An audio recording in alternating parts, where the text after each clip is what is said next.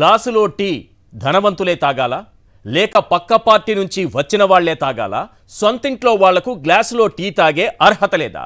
ఈ 3 ప్రశ్నలకు ఒకటే సమాధానం, అవును. జనసేన ధనసేనగా మారిపోయింది. 21 స్థానాల్లో 18 మంది అభ్యర్థులను ప్రకటించిన పవన్ కళ్యాణ్ డబ్బున్న వాళ్లకు అగ్రవర్ణాలకే గ్లాసులో టీ ఇచ్చాడు. సామాజిక న్యాయం గురించి సిల్వర్ స్క్రీన్ పైన, పొలిటికల్ స్క్రీన్ పైన పెద్ద పెద్ద డైలాగులు దంచికొట్టే పవన్ కళ్యాణ్ బీసీలకు ఇచ్చింది 2 సీట్లు. ఇక మైనారిటీలకైతే మొండి చేయి చూపించాడు. శెట్టి బలిజ, గౌడ, తూర్పు కాపు, యాదవ్, బోయ, కురుబ సామాజిక వర్గాలను పక్కన పెట్టేశాడు. ఆసక్తికరంగా 4 స్థానాల్లో పక్క పార్టీ వాళ్ళను పిలిచి గ్లాసులో టీ ఇచ్చి ఎంజాయ్ చేయమన్నాడు. అందుకే పోలసపల్లి సరోజ, మాకనేడి శేషకుమారి లాంటి వాళ్ళు టీ గ్లాసును నేలకేసి కొట్టారు. గ్లాసు పగిలే కొద్దీ పదునెక్కుతుందని పవన్ అనుకుంటున్నాడు. కానీ గాజు గ్లాసు ఒక్కసారి పగిలితే ఎందుకు పనికి రాకుండా పోతుందని జనసేనను వీడిన వాళ్ళు చెబుతున్నారు. ఇప్పుడు గ్లాసును కాసేపు సింకులో పెడదాం. అసలు కమలం పార్టీకి ఏమైంది? సొంత పార్టీ నేతలకు చెవిలో పువ్వు పెట్టి నిన్న కాక మొన్న పార్టీలోకి వచ్చిన వారికి పూల బొకేలిచ్చి ఆహ్వానిస్తున్నారు. కాంగ్రెస్కు బాండ్ల రూపంలో 30 కోట్లిచ్చిన సీఎం రమేష్ను కడపలో ఫ్లైట్ ఎక్కించి అనకాపల్లిలో ల్యాండ్ చేయించారు. అనకాపల్లిలో బీజేపీ నేతలు లేరా? చంద్రబాబు, పురంధేశ్వరి కుట్ర వల్లే చాలా మంది నిజమైన బీజేపీ నేతలకు, సీనియర్లకు అవకాశం దక్కలేదని బీజేపీలోని ఓ వర్గం బాహాటంగానే విమర్శిస్తోంది. ఏదేమైనా జనసేనలో సామాజిక న్యాయం లేదు, బీజేపీలో సీనియర్లకు చోటు లేదు. ఇది చూశాకే టీ గ్లాసు సింకులోనే ఉండాలని కొందరంటుంటే బీజేపీ చెవులో పువ్వు పెట్టిందని మరికొందరు అంటున్నారు. ఇదే సమయంలో ఆ 2 పార్టీల చుట్టూ ఓ 10 ప్రశ్నలు తిరుగుతున్నాయి. అవేంటో ఒక్కసారి మనం స్క్రీన్ పైన చూద్దాం. Question number 1. 21 స్థానాల్లో డబ్బున్న వారికి, అగ్రవర్ణాలకే పవన్ సీట్లు ఇచ్చాడు. అందుకే గ్లాసు సింకులో ఉండాలనేది. Question number 2. వీర మహిళలంటూనే కేవలం ఒకరికే పవన్ సీట్ ఇచ్చాడు. అందుకే గ్లాసు సింకులో ఉండాలనేది. Question number 3. అనకాపల్లి, నరసాపురం 2 స్థానాల్లోనే బీసీలకు సీట్లు ఇచ్చాడు. అందుకే గ్లాసు సింకులో ఉండాలనేది. Question number 4. భీమవరం, తిరుపతి, అనకాపల్లి, పెందుర్తిలో పక్క పార్టీ వారికి టికెట్లు ఇచ్చాడు.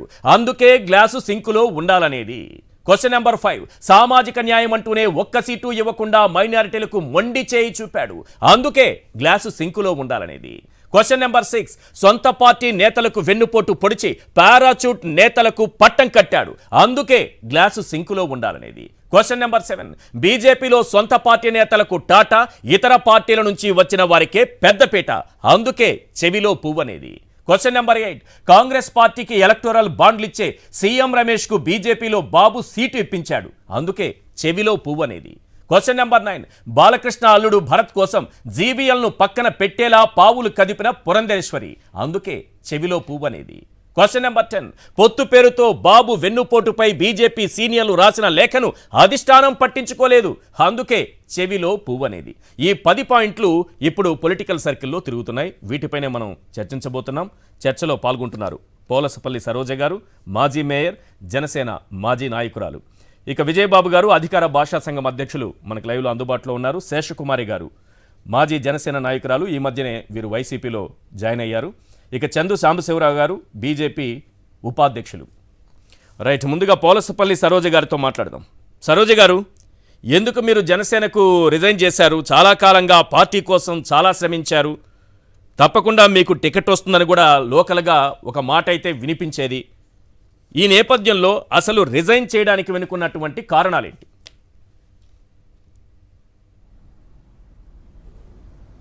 నమస్తే అండి. నమస్తే. నేను 2019 ఫిబ్రవరిలో నేను పార్టీలో జాయిన్ అవ్వడం జరిగింది. జనసేన పార్టీలో జాయిన్ అయ్యే ముందర ఆయనతో మాట్లాడాను. ఆయన సిద్ధాంతాలకి ఆకర్షితురాలనై, మరి ఒక యువతకి న్యాయం జరుగుతుంది, మహిళలకు న్యాయం జరుగుతుంది, మరి యువతకి పెద్దపీట వేస్తారు, బడుగు బలహీన వర్గాలకు పెద్దపీట వేస్తారని బలంగా నమ్మాను.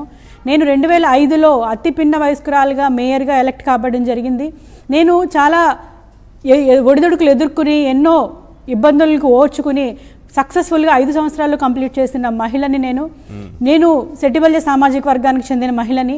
మరి కాబట్టి పవన్ కళ్యాణ్ గారు ఏదో ఉద్ధరిస్తారు, ఖచ్చితంగా మరి బడుగు బలహీన వర్గాలకి చట్టసభల్లో మా గళం వినిపించేలా చేస్తారు, మరి అదేవిధంగా మాకు ఉన్నటువంటి సమస్యలన్నింటినీ కూడా తీర్చేటువంటి మంచి నాయకుడు అవుతాడు అని బలంగా నమ్మి నేను జనసేన పార్టీలోకి జాయిన్ అవ్వడం జరిగింది. కానీ జనసేన పార్టీలో జాయిన్ అయిన తర్వాత నన్ను జాయిన్ చేసిందే నాదెండ్ల మనోహర్ గారు. జాయిన్ చేసిన తర్వాత నాకు రిస్ట్రిక్షన్స్ పెట్టడం మొదలుపెట్టారు. నేను ఒక జనసేన పార్టీలో చేరిన మహిళగా వాళ్ళు ఎక్కడ ఏ కార్యక్రమం చెప్పినా, ఎక్కడ ఏ ఊరు వెళ్ళమని చెప్పినా, అక్కడ నాకు ఏ పని ఇచ్చినా కూడా నేను సమర్థవంతంగా నా కుటుంబంతో అక్కడికి వెళ్ళి వారం రోజులు 10 రోజులు అక్కడ ఉండి నేను నిర్వహించడం జరిగిందండి. ఇంత చేసినప్పటికీ నేను కాకినాడ అర్బన్ కానీ రూరల్ కానీ తిరగద్దని చెప్పి నాదెండ్ల మనోహర్ గారు నాకు కొన్ని రెస్ట్రిక్షన్స్ విధించడం జరిగింది. నేను కాకినాడ అర్బన్కి మేయర్గా పనిచేసిన దాన్ని నన్ను అక్కడికి వెళ్ళొద్దంటారని ఎందుకని చెప్తే, కొన్నాళ్ళు మీరు ఇలా పనిచేయండి అమ్మా, రాష్ట్రంలోనే మీకు వేరే చోట్ల నేను మీకు వర్క్ అసైన్ చేస్తానని చెప్పడం జరిగింది. సరే, కొన్ని రోజులు అయిన తర్వాత కాకినాడ సిటీలోని ఒక చిన్న కార్యక్రమంలో నన్ను స్టేజ్ ఎక్కనీయకుండా కాదు కాకినాడ అర్బన్ రూరల్ ఏరియాలో మీరు తిరగొద్దు అనడం ద్వారా అంటే మిమ్మల్ని కట్టడి చేయాలనుకున్నారా, లేకపోతే రాష్ట్ర స్థాయి నాయకురాలుగా మిమ్మల్ని ప్రొజెక్షన్ తీసుకొస్తామనేటటువంటి హామీ ఏమన్నా ఇచ్చారా? నేను ఈరోజు నాదెండ్ల మనోహర్ గారిని కోవట్టు అన్నానంటే మీరు అక్కడే ఆలోచించాలండి. ఎందుకంటే అక్కడ డివైడ్ అండ్ రూల్ పాలసీ చేస్తున్నారు ఆయన ఒక వర్గాన్ని మెయింటైన్ చేస్తున్నారు. ఆ వర్గాన్ని మెయింటైన్ చేసిన దానిలో భాగంగా కాకినాడ అర్బన్ కానీ రూరల్ కానీ వాళ్ళకి సంబంధించినటువంటి వ్యక్తులకు నేను అడ్డొస్తాను అన్న విధంగా నన్ను అక్కడికి వెళ్ళనీయకుండా చేయడం జరుగుతుంది. నేను అక్కడికి వెళితే ఒక బీసీ సామాజిక వర్గానికి, ఒక సెట్టిబల్య సామాజిక వర్గానికి, ఒక కాకినాడ ప్రథమ మేయర్గా చేసిన దానిగా వాళ్ళందరికీ నేను అడ్డొస్తాను కాబట్టి నన్ను కాకినాడ అర్బన్ రూరల్ నియోజకవర్గంలో తిరగద్దని నాకు రెస్ట్రిక్షన్స్ విధించడం జరిగిందండి. ఒకసారి నాదెండ్ల మనోహర్ గారు కాకినాడ సిటీ వచ్చి అక్కడ ఏటివోక ప్రాంతంలో మీరు నాదెండ్ల మనోహర్ని కోవర్ట్ అంటున్నారు, ఎందుకు అంటున్నారు? అవునండి, అవును. ఏ అంశాల ప్రాతిపదికన కోవర్ట్గా మీరు చూస్తున్నారు? మొదటి నుంచి కూడా పార్టీ యొక్క స్ట్రక్చర్ కానీ ఒక పార్టీని నడుపుతున్నటువంటి వ్యక్తిగా, అంటే పార్టీ పవన్ కళ్యాణ్ గారిదైనా రథసారథిగా ఈయన పనిచేస్తున్నారు. ఈయన పనిచేస్తున్నటువంటి వ్యక్తిగా ప్రతి నియోజకవర్గంలోని మరి ఒక స్ట్రక్చర్ అనేది ఏర్పాటు చేసుకోవడం చాలా ముఖ్యమైన విషయం. ఈరోజు టీడీపీలో కానీ వైఎస్ఆర్సీపీలో కానీ మనం చూసుకున్నట్లయితే ఒక క్లియర్ స్ట్రక్చర్ ఉంటుంది. బూత్ కమిటీస్ ఉంటాయి, పోల్ మేనేజ్మెంట్ ఉంటుంది.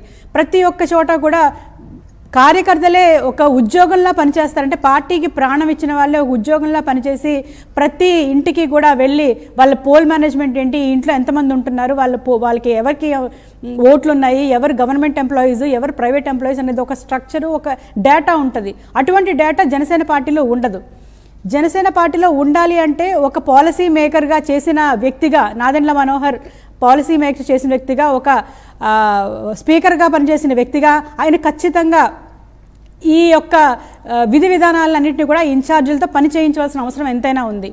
ఈరోజు పవన్ కళ్యాణ్ గారు తాడేపల్లిగూడెం మీటింగ్లో ఒకటి చెప్తున్నారు, మనకి పోల్ మేనేజ్మెంట్ లేదు, మనకి బూత్ మేనేజ్మెంట్ లేదు, మనం 40 సంవత్సరాల అనుభవం కలిగిన టీడీపీతో మనం వాళ్ళు ప్రయాణిస్తున్నాము, వాళ్ళకే ప్రాధాన్యత ఇస్తామని చెప్పడం జరిగింది.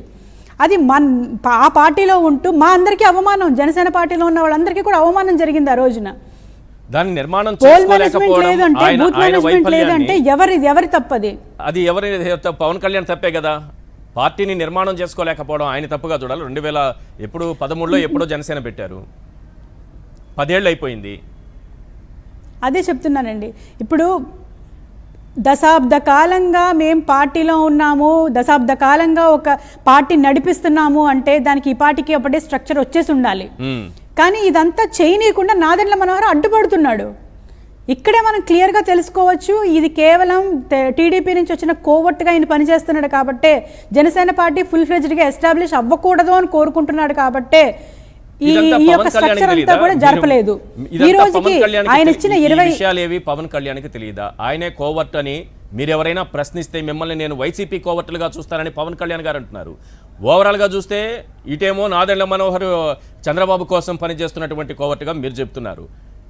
పవన్ కళ్యాణ్ ఏమో మీ పార్టీ నాయకులు ఎవరు ఇప్పుడు మీరు ప్రశ్నించినా మీరు పార్టీలో ఈరోజు రిజైన్ చేశారు కాబట్టి ఓకే, ఒకవేళ ఉండి మీరు ఏది అడిగినా మిమ్మల్ని కూడా ఒక కోవర్టుగానే చూసేవాళ్ళు.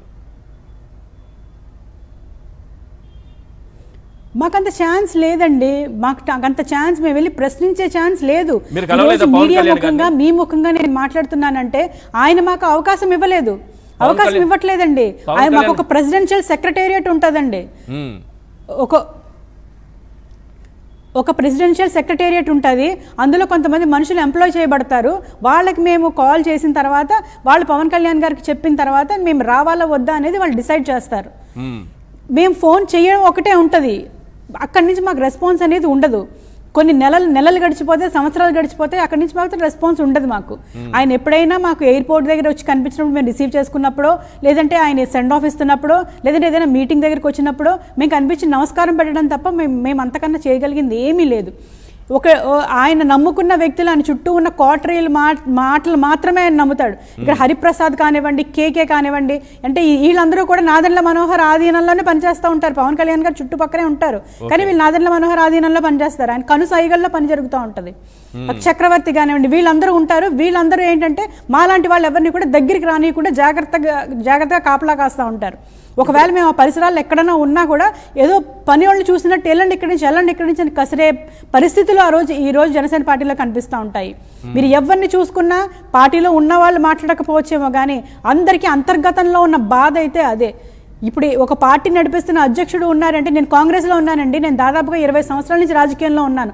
ఒక కాంగ్రెస్ పార్టీలో ఒక ముఖ్యమంత్రి ఎలా ఉంటారు, లేదంటే ఆ పార్టీ ప్రెసిడెంట్ ఎలా ఉంటారు, ఆ పార్టీ విధి విధానాలు, ఒక పీసీసీ ఎలా ఉంటారు, ఇవన్నీ కూడా నేను చూసి వచ్చిన దాన్నే. ఈరోజు కొత్తగా నేను జనసేన పార్టీలోకి రాలేదు. చాలామంది కొత్తగా వచ్చిన వాళ్ళు, ఈ పాలసీ మేకింగ్ అన్ని తెలియని వాళ్ళు, రాజకీయాలు అంతా తెలియని వాళ్ళు, వీళ్ళందరికీ తెలియకపోవచ్చు. మహిళలకి ప్రాధాన్యత ఎంత ఇచ్చారో ఒకసారి జనసేన పార్టీని చూసుకుంటేనే అర్థమవుతుంది. ఈ రోజు 21 సీట్లలో ఒకే ఒక్క సీటు జనసేన పార్టీకి ఇవ్వడం జరిగింది. వీర మహిళలు అంటూ మీకు ఒక పేరు పెట్టి చాలా గొప్పగా చెప్తూ ఉంటారు. మహిళల గురించి, వారి శక్తి గురించి, వాళ్ళ అభివృద్ధి కోసం ఏం చేయాలనే తపన గురించి, ఇవన్నీ కూడా చాలా గొప్పగా చెప్తుంటారు పవన్ కళ్యాణ్. మరియు ఇక్కడ చూస్తే 21 స్థానాలు ఉన్నాయి, తీసుకుందే 21. ఆ 21లో ఇప్పటి వరకు 18 ప్రకటించారు. అందులో ఒక్క మహిళకు మాత్రమే ఇచ్చారు. కేవలం ఒకే ఒక మహిళ, నెల్లిమర్ల లోకం మాధవ్ గారికి ఇచ్చారు. ఏంటి మహిళలకి ఉన్న గౌరవం ఇదేనా పార్టీలో?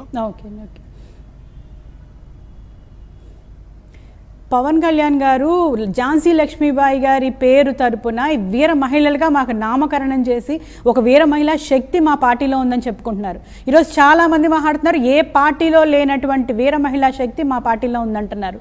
సరే, ఓకే, ఉంది. మరి మాకేం ప్రాధాన్యత ఇచ్చారు? నాకొద్దు, నేను 5 సంవత్సరాల నుంచి మాత్రమే పార్టీకి కష్టపడుతున్నాను. మరి 10 సంవత్సరాల నుంచి పార్టీకి కష్టపడుతున్న వాళ్ళు ఉన్నారు కదా, వాళ్ళకి ప్రాముఖ్యత అయితే ఇవ్వాలి కదా. నేను 5 సంవత్సరాల నుంచి నాకు ఎక్కడ వర్క్ అసైన్ చేస్తే అక్కడికి వెళ్ళి నా సొంత డబ్బులతోటి, నా సొంత డీజిల్ తోటి, నా భర్త సపోర్ట్ తోటి అక్కడికి వెళ్ళి నా వాటర్ బాటిల్ నేను కొనుక్కుని నేను వర్క్ చేశాను. నేను ఇంత వర్క్ చేసిన తర్వాత ఈ వర్క్ అంతా కూడా పవన్ కళ్యాణ్ గారి దృష్టికి కూడా వెళ్ళలేదు. ఇక్కడే అర్థమవుతుంది వేరే మహిళలకి ఎంత వాల్యూ ఇచ్చారనేది ఇక్కడే అర్థమవుతుంది. అదే ఒక జెంట్ సెక్రటరీ ఉండుంటే, జెంట్ సెక్రటరీ డైరెక్ట్ గా వెళ్ళిపోగలరు. ఇంత బాధని మనసులో పెట్టుకొని మీరు ఎందుకు పవన్ కళ్యాణ్ కలిసి చెప్పలేకపోయారు? మరి ఏదండి, అర్థం కాలేదు. మీరు పవన్ కళ్యాణ్ కలిసి ఎందుకు ఈ విషయాలని చెప్పలేకపోయారు? హలో మేడం, నా వాయిస్ రీచ్ అవుతుందా? మాకు ఛాన్స్ లేదండి. మాకు పవన్ కళ్యాణ్ గారిని కలిసే ఛాన్స్ మాకు లేదు. మేము దగ్గరికి కూడా మమ్మల్ని వెళ్ళనివ్వరు. నేను ట్రై చేసి నేను విసుగు చెందాను. నేను 2 రోజుల క్రితం వీర మహిళా మీటింగ్ అని చెప్పి పిలిచారు, చాలా కాలం తర్వాత పిలిచారు. వీర మహిళా మీటింగ్ అని పిలిచి ఆయన కూర్చోబెట్టిన తర్వాత నేను ఎవరో తెలియనట్టు ఆయన చూస్తున్నారు అక్కడ ఆ మీటింగ్లో. నేను ఎవరో తెలియదు, నేను ఎవరో సంబంధం లేదు, ఎవరో బయట నుంచి ఎవరో కొత్తగా వచ్చిన వ్యక్తిలా నన్ను చూస్తున్నారు ఆయన. నేను వచ్చి కూర్చున్న 2 నిమిషాలకి లేచి మీరందరూ కూర్చొని మాట్లాడుకోండి, మీకేమైనా సమస్యలు ఉంటే చూడండి, రాబోయే ఎలక్షన్లో 2029లో మనకి 1/3 సీట్లు మహిళలు కేటాయింపబడతాయి, అప్పుడు మీకు టికెట్లు ఇస్తానని అందరితో పాటు చెప్తున్నారు ఆయన. మరి అప్పుడు టీడీపీకి అవి రావా, లేకపోతే వైసీపీకి రావా, లేకపోతే 1/3 సీట్లలో కూడా మగవాళ్ళనైనా కూర్చోబెట్టడానికి ప్లాన్ చేస్తున్నారో నాకు అర్థం కావట్లేదు. మరి ఇటువంటి మహిళలను అణగదొక్కే విషయాలు ఉన్నప్పుడు నేను ఏ రకంగా ఆయన దగ్గరికి వెళ్ళి చెప్పాలో, ఆయన దగ్గరికి ఎలా వెళ్ళాలో నాకు అర్థం కాల. నేను చాలా ప్రయత్నాలు చేశాను. మనోహర్ గారిని కూడా అడిగాను, నేను వెళ్ళి నేను ఒక్కసారి కలుస్తాను, నేను చాలా అవమానాలు పడుతున్నాను, నేను పార్టీలో చాలా అవమానాలు పడుతున్నాను, ఈ కాకినాడ రూరల్లో ఉన్నటువంటి పంత నానాజీ అనే వ్యక్తి వల్ల నేను చాలా అవమానాలు పడుతున్నాను, నేను వెళ్ళి కష్టపడి రూట్ లెవెల్లో వర్క్ చేస్తుంటే నా మీద మనుషులు ఉసుగొలుపుతున్నాడని చెప్పి కంప్లైంట్ ఇస్తే వాళ్ళకు ఉండాలమ్మా, అది వాళ్ళకు ఉండాలి, మనం ఏం చేస్తాము, ఒకవేళ ఎన్నో ఉంటే వాళ్ళే ఇబ్బంది పడతారు రేపు పొద్దున అని చెప్పి తప్పించుకున్నాడే కానీ ఆ పంత నానాజీ అనే వ్యక్తిని వచ్చి ఈ రోజు వరకు ఆయన క్వశ్చన్ చేయలేదు. అది వేరే మహిళలకు ఇచ్చే గౌరవం. ఈరోజు ప్రతి ఒక్కరు చెప్తారు మీకు రాష్ట్ర కార్యదర్శి పదవి ఇచ్చినప్పుడు తెలియలేదా? ఆయన గురించి చాలా అప్పట్లో గట్టిగా మాట్లాడుతున్నారు పవన్ కళ్యాణ్ కూడా పంతం నానాజీ గురించి విమర్శలు కూడా ఏవో చేసినట్టున్నారు కదా, అవినీతి విమర్శలు ఇవన్నీ కూడా ఆయన మీద ఉన్నాయి కదా చాలా. అవునండి. మరి ఎలా టికెట్లు ఇస్తున్నారు అలాంటి వాళ్ళకి? పంత నానాజీ అనే వ్యక్తి నేను 2005లో మేయర్ చేస్తున్నప్పుడు ఆయన నా వెనక ఫాలోవర్స్లో ఒకడండి. ఆయన నగర అధ్యక్షుడిగా పనిచేసేవాడు. ఆయన సీఎం గారి దగ్గరికి వెళ్ళి అపాయింట్మెంట్ తీసుకోవాలన్నా కూడా నా ఐడెంటిఫికేషన్ ఉపయోగించుకుని అప్పుడు రాజశేఖర రెడ్డి గారి అపాయింట్మెంట్ తీసుకోవడం జరిగేదండి. రోసయ్య గారి దగ్గర కూడా నా ఐడెంటిఫికేషన్ తీసుకుని ఆయన అపాయింట్మెంట్ తీసుకోవడం జరిగేది. అటువంటి వ్యక్తి ఈరోజు పార్టీలో నన్ను శాసించాలని చూస్తే నేనెందుకు ఊరుకుంటాను? అంటే నేను బీసీని కాబట్టి, ఒక సెట్టిబలిజ సామాజిక వర్గానికి చెందినదాన్ని కాబట్టి, ఒక మహిళని కాబట్టి చిన్న చూపు నన్ను అనగదొక్కే ప్రయత్నం చేయడం. ఈరోజు కాకినాడ రూరల్ నియోజకవర్గంలో నేను వర్క్ చేయకూడదు, నాదెండ్ల మనోహర్ గారు చెప్పినా కూడా నేను వర్క్ చేయడానికి వెళ్ళానండి. కాకినాడ రూరల్లో నేను ఈ అలయన్స్ స్టార్ట్ అయిన తర్వాత టీడీపీలో ఉన్నటువంటి అక్కడ మాజీ ఎమ్మెల్యే గారు పిల్లి అనంతలక్ష్మి సత్యనారాయణమూర్తి గారితో పాటు నేను విలేజెస్ అన్ని కూడా తిరగడం జరిగింది. నేను అప్పుడు విలేజెస్ తిరిగినప్పుడు కూడా నా మీదకి మనుషులను పంపించేవాడు, మీరు కండువా తీసేసేయండి, మీరు జెండాలు తీసి పడేయండి, మీరు ఎందుకు వచ్చారని చెప్పి నా మీద మనుషులకు పంపించి నా మీద యుద్ధం చేయడానికి ప్రయత్నం చేశాడు. అటువంటి వ్యక్తి ఈరోజు నేను పార్టీలో ఏ ఇబ్బంది పడ్డాను, నేను బయటకు వచ్చేసాను, నాకు అవమానం జరిగిందని చెప్తే నేను అతను బయట ఈ రోజుకి కూడా ఇష్టం వచ్చినట్టు, అంటే అతని క్యారెక్టర్ అటువంటిది. తెల్లవారి లెగిస్తే పేకాట్లు ఆడుకుంటూ, మంచు ఆగుతూ, సిగరెట్లు కాల్చుకుంటూ, మరి అన్నిటికీ ఎఫెక్ట్గానే ఈ మధ్యనే ఆయనకి బైపాస్ ఆపరేషన్ కూడా జరిగింది. అటువంటి వ్యక్తికి మరి ఏ సిద్ధాంతాలకి సరిపోతాడని అతనికి ఈరోజు కాకినాడ రూరల్ టికెట్ ఇచ్చారో నాకు అర్థం కావట్లేదు. బీసీ సామాజిక వర్గం ఎక్కువగా ఉన్న నియోజకవర్గము కాకినాడ రూరల్. 1,10,000 ఓట్లు బీసీ సామాజిక వర్గంలో 80,000 ఓట్ల వరకు సెట్టిబలిజలు ఉన్నారు. నేను సెట్టిబలిజలకి ఎందుకు అవకాశం ఇవ్వలేదు అని క్వశ్చన్ చేస్తుంటే ఈరోజు నన్ను ఇష్టం వచ్చినట్టు మాట్లాడుతున్నారు. పార్టీ కార్యదర్శిగా ఇచ్చినప్పుడు మీరు సెట్టిబలిజా అని అప్పుడు మరి మీకు గుర్తు రాలేదా, అప్పుడు మీకు తెలియలేదా అని అడుగుతున్నారు. నేను కాకినాడ ప్రథమ మేయర్గా ఒక క్యాబినెట్ హోదా చేసిన దాన్ని, పార్టీలో ఒక రాష్ట్ర కార్యదర్శి అనేది ఒక తుచ్చమైన పదవి నాకు, నేను చేసిన పదవితో పోలిస్తే. నేను అడగలేదండి పార్టీ కార్యదర్శి నాకు ఇవ్వండి అని నేను అడగలేదు. నేను ఒక మేయర్గా చేసి వచ్చినందుకు నాకు పార్టీ కార్యదర్శి ఇస్తారా? అక్కడ నాకు అవమానం చేసినట్టు కాదా? ఏ క్వాలిఫికేషన్స్ ఉన్నాయని ప్రధాన కార్యదర్శులు పిఎస్సీలు ఇచ్చారు.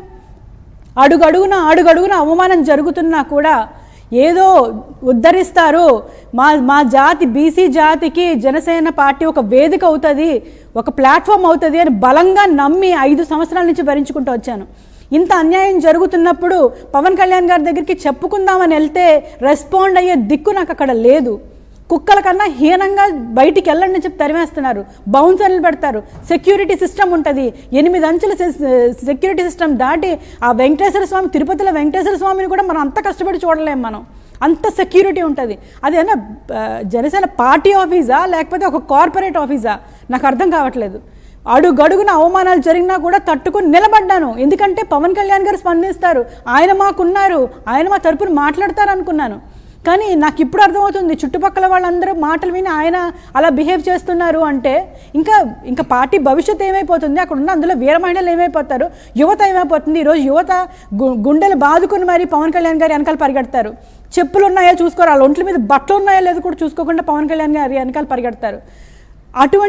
అటువంటి యువతకి ఈరోజు 10 సంవత్సరాలు, దశాబ్ద కాలంగా వాళ్ళ ఫ్యూచర్ని నాశనం చేసేశారు, ఒక జనరేషన్ని పాడు చేసేశారు. ఒక పిచ్చి ప్రేమతో, ఉన్మాదంతో వాళ్ళ వెనకాల పరిగెడతా ఉంటారు. అటువంటి సందర్భం, అటువంటి పరిస్థితులు ఈరోజు జనసేన పార్టీలో ఉన్నాయి. ఒక ఆవేదనతో ఈరోజు నేను బయటకు వచ్చి మాట్లాడుతున్నాను, ఒక ఆవేదనతో, ఒక బాధతో ఈరోజు బయటకు వచ్చి మాట్లాడడం జరుగుతుందండి. మీరు చెప్పిన పాయింట్లేనండి. నేను గతంలో కూడా శేష్ కుమార్ గారితో మాట్లాడాను ఇదే డిబేట్లో. శేష్ కుమార్ గారు కుక్కల కన్నా హీనంగా చూస్తున్నారు, బౌన్సర్లను పెట్టుకుంటారు, సెక్యూరిటీ అని చెప్తారు, కార్పొరేట్ ఆఫీసు నడిపినట్టు నడుపుతున్నారే కానీ ఒక పొలిటికల్ పార్టీ నడుపుతున్నట్టు నడపట్లేదు. ఇది సరోజ గారు అంటున్నమాట. మీరు గతంలో నేను మాట్లాడినప్పుడు మీతో ఏదో B1, B2, B3 ఇట్లా చెప్పుకుంటూ వచ్చారు. అసలు ఏంటి మహిళలకు గౌరవం లేదా? ఇప్పుడు కనీసం సరోజ గారు అంత కష్టపడి 5 ఏళ్ల పాటు పార్టీ కోసం పనిచేస్తే చెప్పుకునేటటువంటి అవకాశం కూడా లేదట, కనీసం కలిసే అవకాశం కూడా లేదట. రోజు గారు మాట్లాడి కూడా వాస్తవాలేండి, అక్కడ జరిగేదే ఆవిడ చెప్తున్నారు.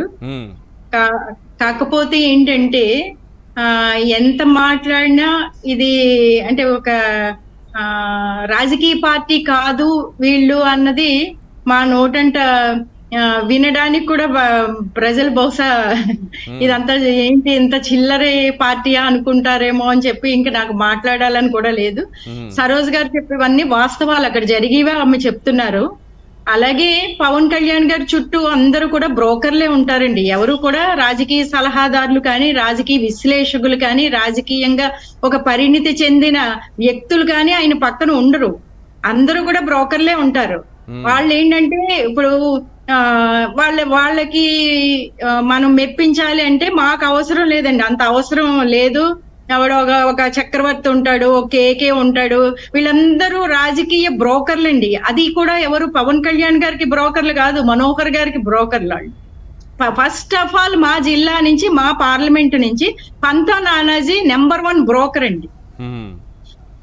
పంతో నానాజీ అన్న వ్యక్తి వల్ల ఈ వ్యవస్థ నాశనం అయిపోయింది. జనసేన నాయకులతో మాట్లాడినా ముందుగా నాదెండ్ల మనోహర్ గురించి అందరూ మాట్లాడుతున్నారు.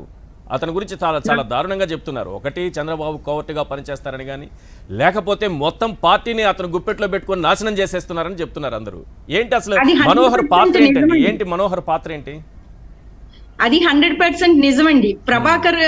పరకాల ప్రభాకర్ గారిని అప్పుడు టీడీపీ కోవర్ట్ గా ప్రజారాజ్యంలో ఆయన బయటకు వచ్చి ప్రజారాజ్యాన్ని అక్కడ ఉన్నవన్నీ మాట్లాడి చాలా అల్లరిపాలు చేసాడు. ఈయనేంటంటే రేపు పొద్దున్న నన్ను కూడా అలా అంటారేమో అని చెప్పి కొంచెం అంటే తెలివితేటలో సీఎం కొడుకు నాదెండ్ల మనోహర్ అంటే ఓ బ్రాండ్ ఉంది గనక అతను చాలా తెలివిగా అంటే ఎవరికి ఏమి అనుమానం రాకుండా జాగ్రత్తగా ఇన్ఛార్జీలను ఎదగనివ్వకుండా గ్రౌండ్ లెవెల్ కమిటీలు అన్ని ఉన్నాయండి. పాపం పవన్ కళ్యాణ్ గారికి తెలియక ఆ కమిటీలు లేవు, టీ నీళ్ళు ఇస్తారా అని అడుగుతున్నారు. అన్ని ఉన్నాయి. మేము పెట్టిన భిక్ష పార్టీకి ఇన్ఛార్జీలు అందరూ నడిపించి సరోజ లాంటి చాలా మంది ఎంతో మంది డబ్బులు ఖర్చు పెడితేనే పార్టీ నిలబడింది. మేము పార్టీని నిలబెట్టడానికి లక్షల నుంచి కోట్ల వరకు వెళ్ళింది. కానీ మాకు ఉన్న గౌరవం కానీ ఏ మర్యాద కానీ అక్కడ ఏ విధంగానూ దక్కలేదు.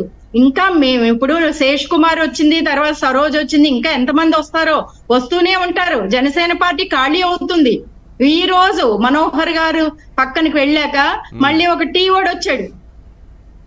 టీ టైం అధినేత అని చెప్పుకోవడానికి అంటే అతనికి ఏమైనా గొప్పగా ఉందేమో గానీ ఒక రేంజ్ రోవర్ ఉంటే సరిపోదండి. ఎందుకంటే చదువు పెరిగే కొలది సంస్కారం పెరగాలి, డబ్బు పెరిగే కొలది అహంకారం తగ్గాలి. ఆ రెండు కూడా లేవు. సంస్కారం లేదు, అలాగే అహంకారాన్ని మించి ఉంది, అంతకు మించి ఉంది అతనికి. ఎందుకంటే మాట్లాడితే అబద్ధాలు. శేషకుమారి ఈ రోజు పవన్ కళ్యాణ్ గారు చాలా పెద్ద పదవి ఇస్తానన్నారు, ఆమెకి ఏముందో అక్కడికి వెళ్ళిపోయిందని మాట్లాడుతున్నాడు అతను.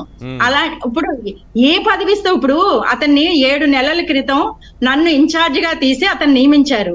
ఏం రిపోర్ట్ ఇచ్చాడు పవన్ కళ్యాణ్ కి? ఈ రోజు గ్రాఫ్ పడిపోయింది. పిఠాపురం నియోజకవర్గంలో ఇతని వల్ల గ్రాఫ్ పడిపోయింది. ఏం తీసుకెళ్లి ఇప్పుడు ఒక ఇన్ఛార్జిని 28,000 పైచిలకు ఓట్లు వచ్చిన ఒక ఇన్ఛార్జిని కలుపుకోవడం చేత కాలేదు అతను. అతనికి సంస్కారం ఉంటే ఇమీడియట్ గా వచ్చి నన్ను కలవాలి, ఫస్ట్ నన్ను కలుపుకుని వెళ్ళగలగాలి. ఏమండి, కొనతల రామకృష్ణ 9 ఓట్లతో నెగ్గాడు. Every vote is important. ప్రతి ఓటుని కూడా మనం గెలవగలగాలి. ఒక్క ఓటులో కూడా గెలుపు ఉంటుంది. కానీ 28,000 ఓటు వచ్చిన ఒక మాకినీడి శేష్ కుమార్ ని ఇంత నీచంగా పక్క గెంటేస్తే అసలు పవన్ కళ్యాణ్ గారు పిఠాపురంలో ఎలా గెలవాలనుకున్నారో నాకు అర్థం కాలేదు. ఇతను బిజినెస్ లో జమ్ అయ్యి ఉండొచ్చండి, కానీ ఆ బిజినెస్ ఏదో టీ షాప్ పక్కన పూల కొట్టు కూడా పెట్టుకుంటే పూల కొట్టుడికి పనికొస్తాడు అతను. నేను అలాగే మాట్లాడతాను. ఎందుకంటే వీళ్ళందరూ బ్రోకర్లు అండి, రాజకీయ బ్రోకర్లు. వీళ్ళు రాజకీయంగా డబ్బులు ఇంకొకటి నా వంతు నా సేన అని చెప్పి వీళ్ళు డబ్బులు కలెక్ట్ చేశారు. మేము ఇన్ఛార్జీలుగా డబ్బులు అడిగేయండి అని చెప్పి కాన్ఫరెన్స్ కాల్స్ లో మాకు విపరీతమైన విపరీతంగా మమ్మల్ని మోటివేట్ చేసేసి జనాల్లోకి వెళ్ళిపోయింది, డబ్బులు అడిగేయండి.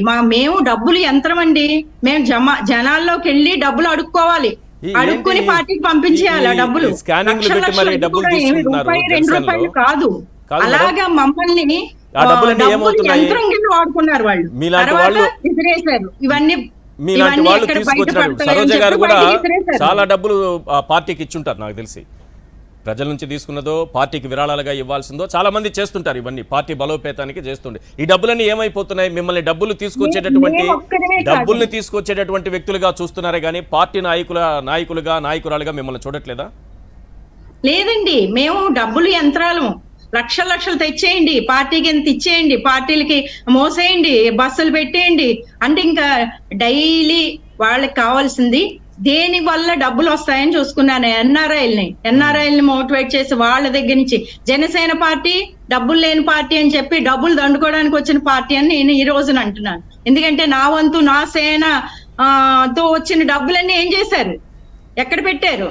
విజయవాడలో ఒకరికి ఫ్లాట్ కొన్నారా, లేదంటే నాగబాబు గారికి ఏ ఫ్లాట్ కొన్నారు? ఇవన్నీ ప్రజలు పిచ్చోళ్ళు కాదండి, అన్ని అందరికీ తెలుసు. నిజంగానే విజయవాడలో రుక్మిణి కోటకి ఫ్లాట్ కొన్నారని తెలిసింది. ఇవన్నీ ఈ టీ టైం బ్రోకర్ చేస్తుంటాడు ఇలాంటి పనులన్నీ. ఇవన్నీ వెలుగులోకి వచ్చి తొందరలో అతి తొందరలోనే వెలుగులోకి వస్తాయి. అలాగే పిఠాపురం నియోజకవర్గం నుంచి ఈ సోకాల్డ్ పంతో నానాజీ అన్న వ్యక్తి 63 లక్షల రూపాయలు దండుకున్నాడు. కాదు, కష్టపడుతున్నది మీరంటే మిమ్మల్ని కాదని మీరు తీసుకొచ్చినటువంటి సొమ్ములతో కోట రుక్మిణికి ఫ్లాట్ కొనడం ఏంటి? అది ఇంకెవరెవరికి కొన్నారో అవన్నీ వెలుగులోకి వస్తాయండి, తొందరలోనే వస్తాయి. అవన్నీ రుజువులతో సహా అన్ని బయట పెడతాం, ఏది వదిలేది లేదు. ఎందుకంటే నా ఒక్కదానికి అన్యాయం జరిగితే నేను ఊరుకుండేదాన్ని, కానీ జరిగిన అన్యాయం ఒక్కళ్ళకి కాదు, ఇన్ఛార్జీలందరూ కూడా కోట్లు నష్టపోయి జీవితాలు పోగొట్టుకుని ఎంతో మంది, అంటే మాకు ఎంతో కొంత బతకగలకు స్తోమత ఉంది కనుక బ్రతుకుతున్నామండి. ఇంట్లో ఉన్న వాళ్ళు డాక్టర్లు గనక. అదే మామూలు వాళ్ళ పరిస్థితి ఏంటి? ఆకు చెప్పులు వేసుకున్న వాడికి ఎమ్మెల్యే అని చేస్తానని చెప్పి 4.5 సంవత్సరాలు వాడుకుని ఇసిరి పారేస్తే రేపొద్దున వాళ్ళు సూసైడ్ చేసుకుంటే అప్పులు పాలయ్యి ఎవరు సమాధానం చెప్తారు? నాదెండ్ల మనోహర్ గారు బాక్స్ లోంచి డబ్బులు తీసుకొచ్చి ఇస్తాడా? లేదా పవన్ కళ్యాణ్ గారు ఆస్తులు అమ్ముకుని డబ్బులు తెచ్చిస్తారా? ఈ ఇన్ఛార్జీలందరినీ ఏం చేస్తారు? అందుకే ఇన్ఛార్జీలను బలపడనివ్వకుండా, నాయకులను బలపడనివ్వకుండా, కింద గ్రౌండ్ లెవెల్ నుంచి నియోజకవర్గాల్ని బలపడనివ్వకుండా నాదెండ్ల మనోహర్ అనే సోకాళ్ళు ఈ వ్యక్తి కంప్లీట్ గా ఎవరిని బలపడనివ్వకుండా జాగ్రత్తగా గోదావరి జిల్లాలను అయితే కాపలా కాశాడు. అలాగే రాష్ట్రంలో ఉన్న మొత్తం 175 జిల్లాలో ఎవరు 5,000 తెచ్చుకున్న వాళ్ళు ఉన్నారు, ఇన్ఛార్జీలు 2,000 తెచ్చుకున్న వాళ్ళు ఉన్నారు, 10,000 తెచ్చుకున్న వాళ్ళు ఉన్నారు. అందరినీ కూడా సర్వనాశనం చేశారు. మీరు ఇందాక సోదరి సరోజ్ గారు చెప్పినట్టుగా నెల్లిమర్ల నుంచి లోకం మాధవి కాపు మహిళా నేత, ఆమె 5,000 ఓటింగ్ వచ్చిందండి. ఈ 175 జిల్లాల్లో 175 నియోజకవర్గాల్లో అత్యధిక ఓటింగ్ వచ్చింది ఒక్క మాకినీటి శేష్ కుమార్ కి మాత్రమే 28,000 పైచీలకు వచ్చింది, ఏ మహిళకు రాలేదు. 5,000 ఓటింగ్ వచ్చిన ఈ నియోజకవర్గాన్ని వదిలి వెళ్లిపోయి అమెరికా వెళ్లిపోయి ఇప్పుడు రాగానే 25 లక్షలు చెక్ ఇవ్వగానే ఆమెని సీటు తీసుకొచ్చి కూర్చోబెట్టారు. ఇట్లాంటివి చాలా అవకతవకలు. ఆ 25 లక్షలు కావాలంటే మేమే ఇవ్వగలమండి, మేము ఇవ్వగలం. ఎందుకంటే ఇన్ని సంవత్సరాలు కష్టపడ్డ వాళ్ళు కేవలం డబ్బు ఇచ్చిన వాళ్ళకి టికెట్లు ఇచ్చుకుంటూ ఈ రకంగా వెళ్ళిపోతూ ఉంటే, నేను ఓవరాల్ గా మాట్లాడాలి కానీ పిఠాపురంకే పరిమితం చేసి ఒక క్వశ్చన్ అడుగుతాను. అసలు పిఠాపురంలో పవన్ పరిస్థితి ఏంటండి? పిఠాపురం నియోజకవర్గం ఒక కాపు సామాజిక వర్గం ఉంది అని చెప్పి ఆయన ట్యూన్ చేసుకోవడం అన్నది చాలా పొరపాటండి. అక్కడ ఒక అధినాయకుడు వస్తున్నాడంటే మేము అందరం కూడా స్వాగతించే పరిస్థితి తెచ్చుకోవాలి. ఆయన ఎవరికి వాళ్ళందరినీ బయటికి గెంటేస్తుంటే ఆయనకి రేపొద్దున అక్కడ పోల్ మేనేజ్మెంట్, బూత్ మేనేజ్మెంట్ ఎవరు చేస్తారండి? ఎవరు చేస్తారు? అక్కడ ప్రజలకి, పిఠాపురం ప్రజలకి ప్రతి ఒక్కరికి కూడా వాళ్ళ మనసుల్ని గెలవాలి. వారి దగ్గరికి వెళ్ళి నేను ఇది చేయగలనన్న భరోసా ఇవ్వాలి. ఎవరైనా సరే ఒకసారి నియోజకవర్గంలో ఓడిస్తారు వాళ్ళు, తర్వాత వారికి నమ్మకం కలిగితేనే గెలిపిస్తారు. ఈ రోజు పవన్ కళ్యాణ్ గారి మీద అక్కడ ఉన్న జన సైనికులకి నమ్మకం ఉందేమో తప్ప ప్రజలు ఎవరికి నమ్మకం లేదండి. నమ్మకం కోల్పోయారు. 7 నెలల క్రితమే నమ్మకం కోల్పోయారు వాళ్ళు. అక్కడ ఉన్న నేత సామాన్యురాలు కాదు. వంగా గీత గారు ఆవిడ సామాన్యురాలు కాదు. ఆల్రెడీ ఆవిడ రాజ్యసభ ఎంపీ, జిల్లా పరిషత్ చైర్మన్, ఎంపీ, ఎమ్మెల్యే, ఇన్ని పదవులు సునాయాసంగా గెలిచిన వ్యక్తిని అక్కడ ఉన్నారు. ఆవిడని ఓడించడం అంటే అంత ఈజీ పద్ధతి కాదు. ఈ బ్రోకర్లను పెట్టుకుని మాత్రం అక్కడ రాజకీయం చేయాలంటే మాత్రం ఆయన చాలా దెబ్బతింటారని. వస్తానండి, మళ్ళీ మాట్లాడతాను. మీ ఇద్దరితో మళ్ళీ మాట్లాడతాను. సరోజ గారితో, మీతో ఇద్దరితో మాట్లాడతాను. విజయ్ బాబు గారు, ఏంటి జనసేన పరిస్థితి? ఈరోజు టికెట్లు ఇస్తే సామాజిక న్యాయం గురించి ఆయన చాలా సినిమాల్లో కూడా డైలాగులు చెప్తుంటారు, పొలిటికల్ స్క్రీన్ పైన డైలాగులు చెప్తుంటారు. కానీ ఇక్కడ 18లో 12 సీట్లు ఆల్మోస్ట్ ఉన్నత వర్గాలకే ఇచ్చారు. 2 ఎలాగో రిజర్వ్డ్ కాబట్టి ఆ 2 వెళ్ళిపోయాయి. ఇక 2 మాత్రమే బీసీలకు ఇచ్చారు ఓవరాల్గా తీస్తే. మిగతావి చూసుకుంటే నిజంగా పనిచేసినటువంటి వాళ్ళు, సరోజ గారు లాంటి వాళ్ళు, లేకపోతే శేషకుమారి లాంటి వాళ్ళు, వాళ్ళని అసలు పట్టించుకున్నటువంటి దిక్కే లేదు సార్. ఈరోజు ఒక్కరొక్కరు బయటకు వచ్చేస్తున్న పరిస్థితి కనిపిస్తోంది. మీరు కూడా అదే పార్టీలో ఉండి చూశారు. మొత్తం నాదెండ్ల మనోహర్ చుట్టూ తిరుగుతోంది కథంతా. అసలు ఏం జరుగుతోంది ఆ పార్టీలో?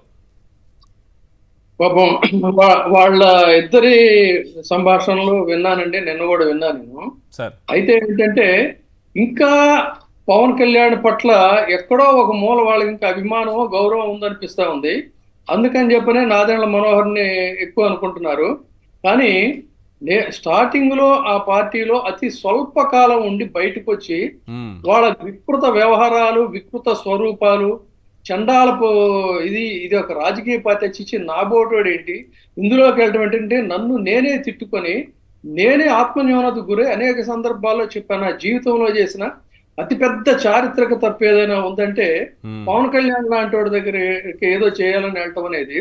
కాబట్టి అతన్ని కేవలం ఏంటంటే ఈ మనోహర్ అనేటువంటి వాడిని ఫోర్ ఫ్రంట్ లో పెట్టి ఈ లుచ్చా రాజకీయాలని అతని ద్వారా ఇతను నడిపిస్తున్నాడు తప్ప మన బంగారం మంచిదైతే వేరే ఉండనుకోవటం ఏంటి అని ఇవన్నీ పవన్ కళ్యాణ్కి తెలియదని, పవన్ కళ్యాణ్కి తెలియకుండానే నాదెండ్ల మనోహర్ చేస్తున్నాడని ఇంకా వాళ్ళు అనుకుంటున్నారంటే బహుశా ఆ సోదరీమణుల సంస్కారం కానీ, లేదంటే ఇంకా ఆ పవన్ కళ్యాణ్ అనే వాడి మీద ఉన్న గౌరవం, అభిమానం చావలేదని చెప్పి నేను అనుకుంటున్నా.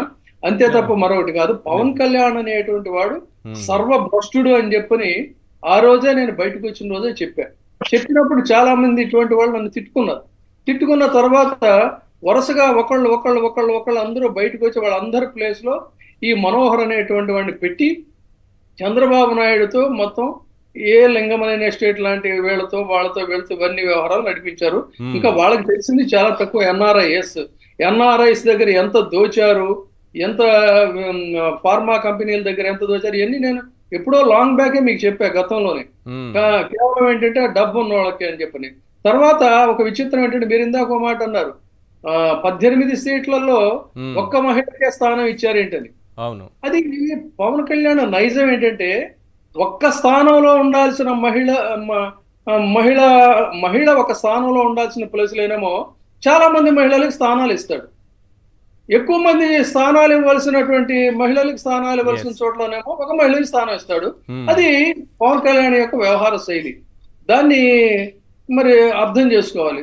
కాబట్టి ఇలాంటి వాడు వచ్చి ఏదో ప్రజలకు సేవ చేస్తానంటే నేను ఎప్పుడో చెప్పా ఏమని, రాజకీయాన్ని చాలా మంది అధికారంలోకి వచ్చిన తర్వాత రాజకీయాల మీద డబ్బు సంపాదించుకుంటారు.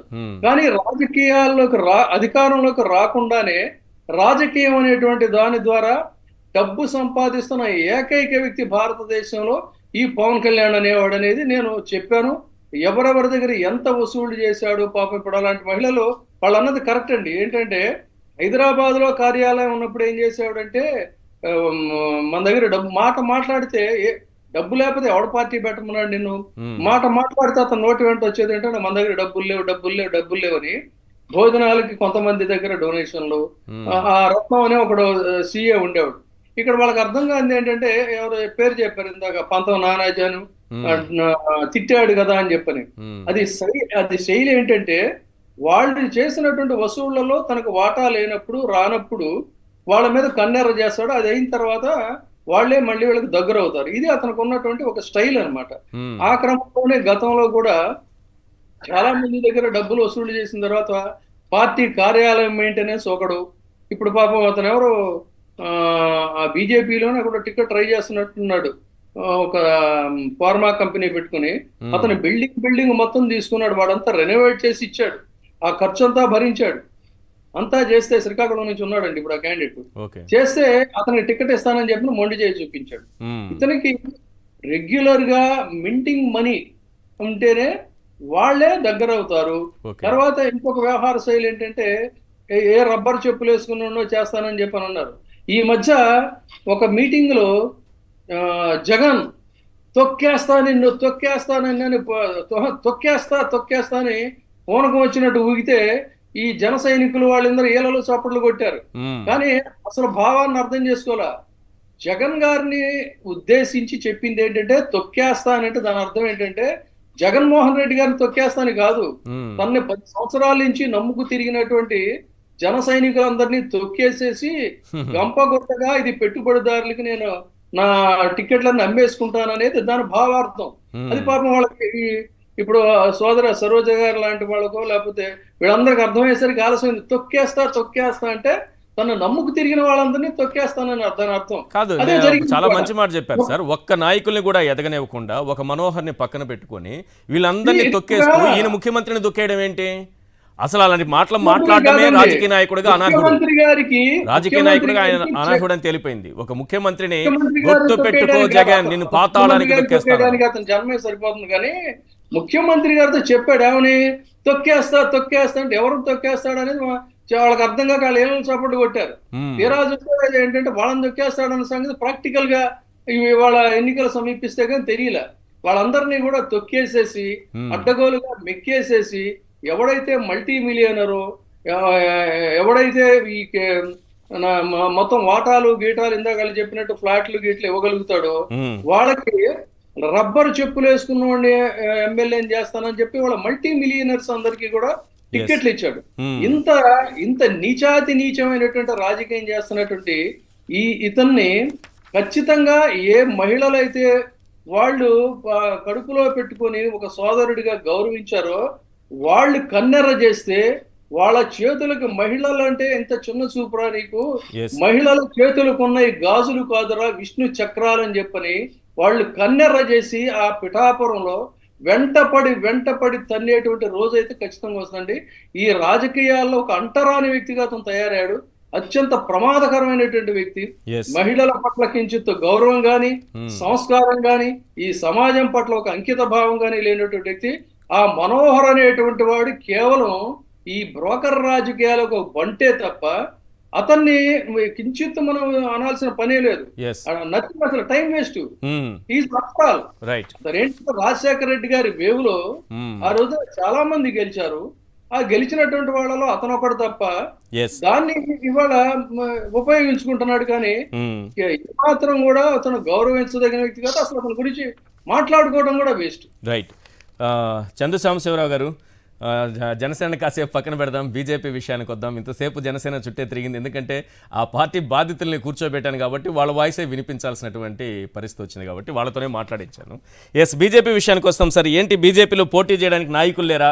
టికెట్ల కేటాయింపు పైన మీ పార్టీలో అసంతృప్తి ఉందా లేదా? ఈశ్వర్ గారు, మీకు పెద్దలు విజయబాబు గారికి, సరోజ గారికి, శేష్ కుమార్ గారికి, ప్రేక్షకులు నమస్కారం. నమస్తే సార్.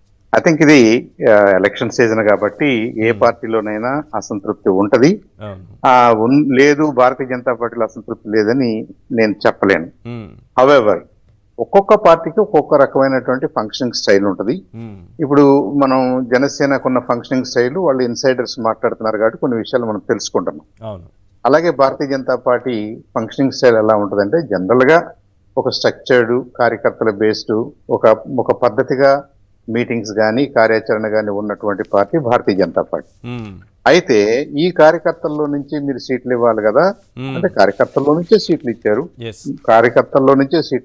ఒకళ్ళిద్దరు బహుశా మనకి తెలిసినా మనతో రోజువారీగా పనిచేసే కార్యకర్తలు కాకపోవచ్చు, కానీ వాళ్ళు భారతీయ జనతా పార్టీకి డైరెక్ట్లీ ఆర్ ఇండైరెక్ట్లీ ఆ భావజాలంతో నడుచుకుని ఆ భావజాలాన్ని లైక్ చేసిన వాళ్ళని అవసరం కొద్దీ అకామిడేట్ చేయాల్సిన పరిస్థితులు ఉంటే ఉండొచ్చు. అవన్నీ పార్టీల్లోనూ ఉంటాయి, దాన్ని తప్పు పట్టాల్సిన అవసరం లేదు.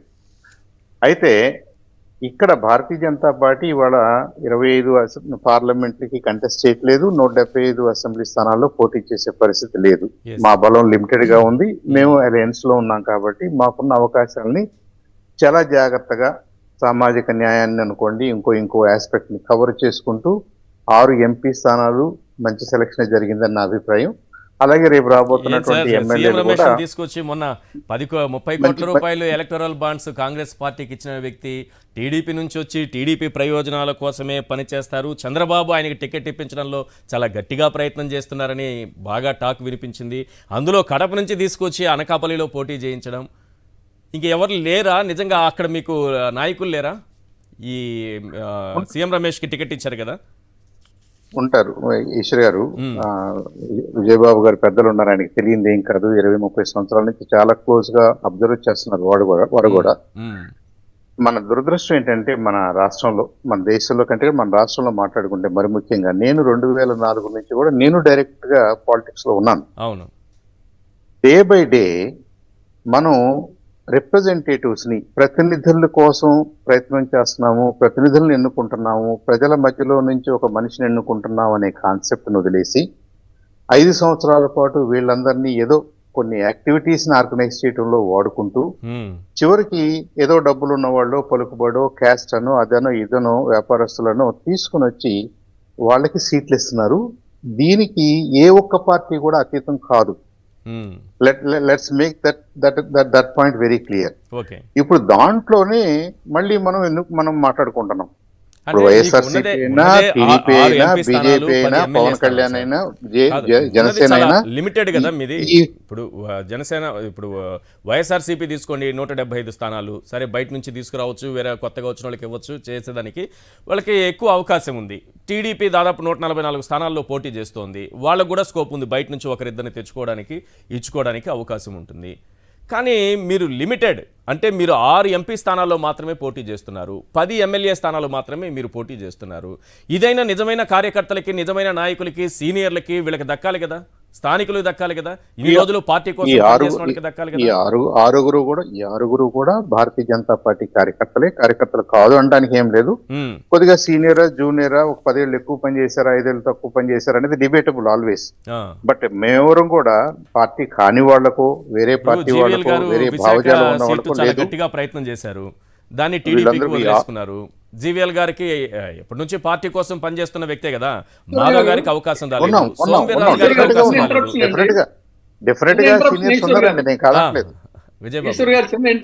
చెప్పండి. వీళ్ళు మరీ పెద్ద మనిషి లాంటి చంద్ర సాంబశివరావు గారిని తీసుకొచ్చి ఇలాంటి ఇబ్బందికరమైన ప్రశ్నలు ఇస్తే నేను నిజం చెప్పనా, చంద్ర సాంబశివరావు గారు కాబట్టి నా క్వశ్చన్ కూడా కాదు వారు ఉన్నారు కాబట్టి క్వశ్చన్ కూడా వారిని ఎంత స్మూత్ గా అడగాలో, వారు ఎంత చక్కగా విశ్లేషిస్తారో దానికి తగినట్టు నా క్వశ్చన్. లేదు వారిని ఇబ్బంది పెట్టే, మామూలుగా అయితే అది కొంచెం అగ్రెసివ్ గానే వెళ్ళేది, కానీ వారు చక్కగా విశ్లేషిస్తారు, వారి అభిప్రాయం పార్టీ అభిప్రాయం చెప్పుకోవాలి. రమేష్ అనేటువంటి వాడు కూడా ఇటు పవన్ కళ్యాణ్కి, అటు షర్మిలమ్మకి, వీళ్ళందరికీ కూడా సారా వ్యాపారం నుంచి చార్టర్ ఫ్లైట్లు సప్లై చేసే స్థాయికి ఎదిగి 30 కోట్ల రూపాయలు కాంగ్రెస్ పార్టీకి చంద్రబాబు నాయుడు గారి యొక్క సూచనల మేరకు ఇచ్చినటువంటి, చంద్రబాబు నాయుడు గారి ఇంటికి పక్కనే ఉన్నటువంటి వ్యక్తి. చాలా మందికి, తెలుగుదేశం వాళ్ళకి, మన మీడియా వాళ్ళకి తప్ప చాలా మందికి తెలియదు ఏంటంటే, చంద్రబాబు నాయుడు గారి ఇంటికంటే కూడా ఈ పక్కనే ఆనుకొని పెట్టగోడే తేడా ఉన్నటువంటి సీఎం రమేష్ ఇల్లు చాలా పెద్దది. అతని ఒక ప్రస్థానం సారా వ్యాపారంతో మొదలైంది.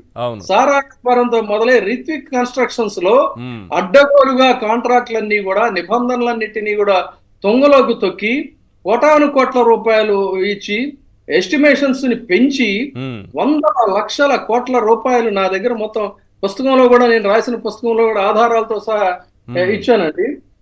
ఇచ్చినటువంటి దీంట్లో 4,834 కోట్ల రూపాయలు విలువైనటువంటి పనులు అర్హత లేకపోయినా కూడా అతగాడికి అప్పచెప్పి, ఇన్ని చేసిన తర్వాత ఎంత టిక్కెట్ వస్తుందని ఎంత ధైర్యం లేకపోతే టిక్కెట్లు అనౌన్స్ చేయక ముందే విశాఖపట్నంలో తన హోర్డింగ్స్ పెట్టుకున్నాడు.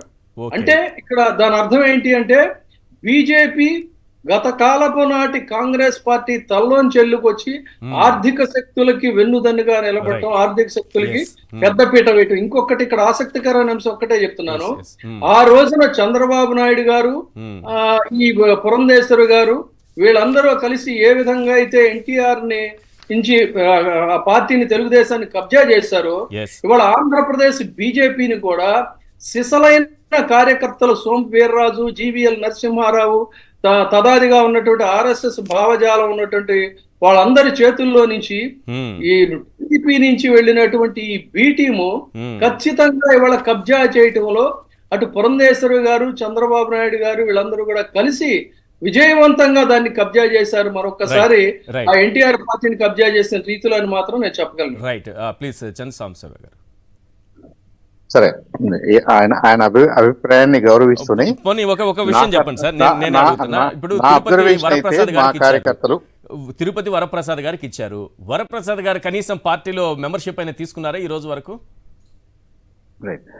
సార్, కొన్ని సందర్భాల్లో మాకేంటంటే అరకు ఒకటి, తిరుపతి ఒకటి, ఆ జియోగ్రాఫికల్ ఇంపార్టెన్స్ అనుకోండి, ఆ ఉన్న కేటగిరీల ఇంపార్టెన్స్ అనుకోండి, వాటిని దృష్టిలో పెట్టుకుని మేము ప్రత్యేకంగా కేటాయించడం జరుగుతుంది.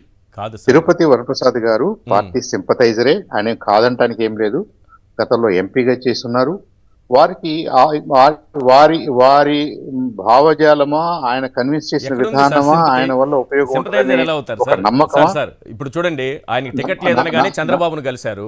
చంద్రబాబు గారి సూచనలతో వెళ్ళి జనసేన పవన్ కళ్యాణ్ గారిని కలిశారు. అది ఎలాగూ మళ్ళీ బీజేపీ చేతికి వెళ్ళిపోతుందని 2-3 రోజుల గారు పురంధేశ్వరి గారితో కలిసి ఢిల్లీలోనే ప్రయాణం చేశారు. ఆమెతోనే కలిసి తిరిగారు. ఎక్కడుంది భావజాలం? ఎక్కడుంది?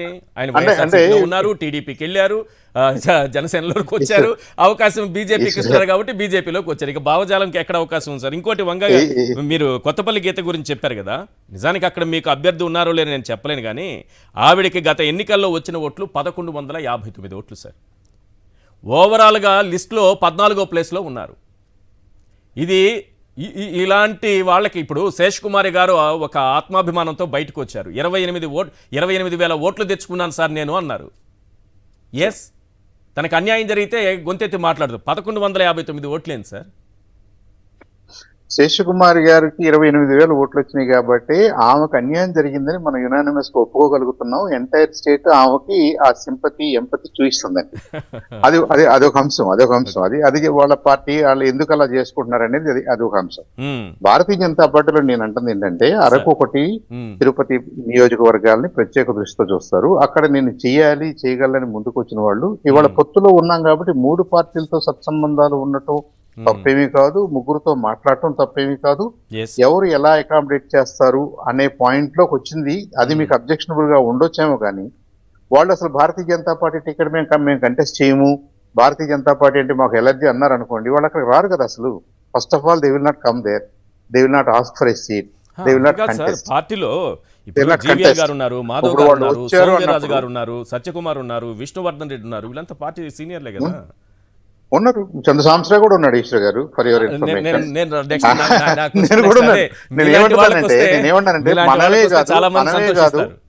మనమే కాదు వేలాది మంది సిన్సియర్ గా ఒక భావజాలాన్ని నమ్ముకుని, ఒక ఐడియాలజీని నమ్ముకుని వాళ్ళు 30-40 సంవత్సరాలుగా జనసంఘ రోజుల నుంచి పనిచేస్తున్న కార్యకర్తలు ఉన్నారు. వాళ్ళందరికీ సీట్లు ఇవ్వాల్సిన బాధ్యత ఉంటుంది, వాళ్ళని అకామిడేట్ చేసి గౌరవించుకోవాల్సిన బాధ్యత ఉంటుంది. అయితే మనకున్నది ఆ లిమిటెడ్ గా ఎమ్మెల్యే, ఎంపీ అనే చోటుకు వచ్చేసరికి other factors also are driving the discussion. ఇది ఒక భారతీయ జనతా పార్టీలో ఉన్న లిమిటేషన్ కాదు. ఐ థింక్ మన అన్ని పార్టీల్లో ఉన్నటువంటి లిమిటేషన్ ఈ ఎక్స్పెన్సెస్, డబ్బులు, ఈ వ్యవహారాలు ఎక్కువైపోయి అసలైన నిజమైన నాయకులు, అసలైన నిజమైనటువంటి ప్రజా సేవకులు వాళ్ళు కనుమరుగైపోతున్నారు అన్నది మనం ఒప్పుకున్న తర్వాత ఈ పార్టీ ఎక్కువ, ఆ పార్టీ తక్కువ అని మాత్రమే డిస్కస్ చేయగలం. ఖచ్చితంగా ఉంటుందిలేండి, అది డిస్కస్ చేయగలం. దురదృష్టం అది మన దురదృష్టం. ఐ థింక్ వన్ డే మన రాష్ట్రంలో పరిస్థితులు మారి మీరు పోటీ చేసే స్థానాలు చాలా తక్కువ కదా, పార్టీ పెద్దది కావచ్చు, పోటీ చేసే చాలా తక్కువ ఉన్నప్పుడు ఇంతమందికి కనీసం సీనియర్లో లేకపోతే పార్టీని మొదటి నుంచి నమ్ముకున్న వాళ్ళు కాకుండా ఇప్పుడు పురంధేశ్వరి గారికి ఇచ్చారు. పాపం ఎప్పటి నుంచో సోము వీర్రాజు గారు అడుగుతున్నారు అక్కడ.